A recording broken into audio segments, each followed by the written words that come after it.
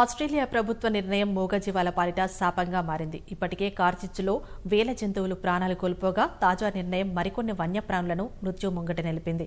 కరువు ప్రాంతాల్లో నీటి ఎద్దడి సృష్టిస్తున్న 10,000కు పైగా ఒంటెలను హతమార్చాలని స్థానిక అధికారులకు ఆస్ట్రేలియా ప్రభుత్వం ఆదేశాలు జారీ చేసింది.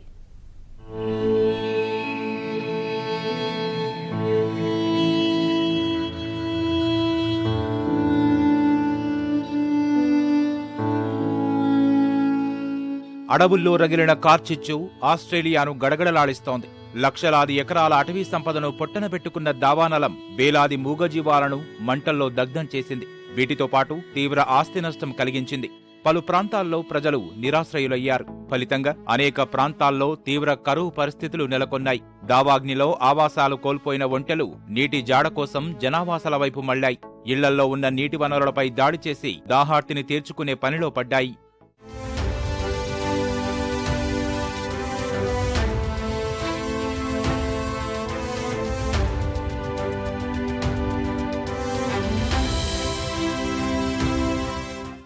అసలే తీవ్ర కరువు ఎదుర్కొంటున్న అక్కడి ప్రజలకు ఒంటెల రాక ప్రతిబంధకంగా మారింది. ఉన్న కాస్త నీటిని ఒంటెలు తాగడం వారికి ఇబ్బందిగా మారింది. కరువు నెలకొన్న ప్రాంతాల్లో తీవ్ర నీటి ఎద్దడి ఏర్పడింది.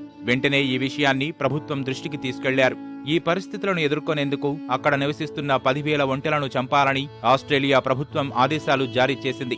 ఈ పనిని 5 రోజుల్లో పూర్తి చేయాలని స్థానిక అధికారులకు గడువు విధించింది. ఆ ప్రాంతంలోని ఆదిమ తెగ నాయకుల ఆదేశాల అనంతరం వీటిని నిపుణులైన సాయుధులు హెలికాప్టర్ల ద్వారా కాల్చి చంపనున్నారు. ఇప్పటికే కార్చిచ్చు కారణంగా ఎన్నో వేల జంతువులు మృతి చెందాయని ఆవేదన వ్యక్తం చేశారు. ఇప్పుడు వీటిని కూడా చంపడం ఎంతవరకు సమంజసమని ప్రశ్నిస్తున్నారు.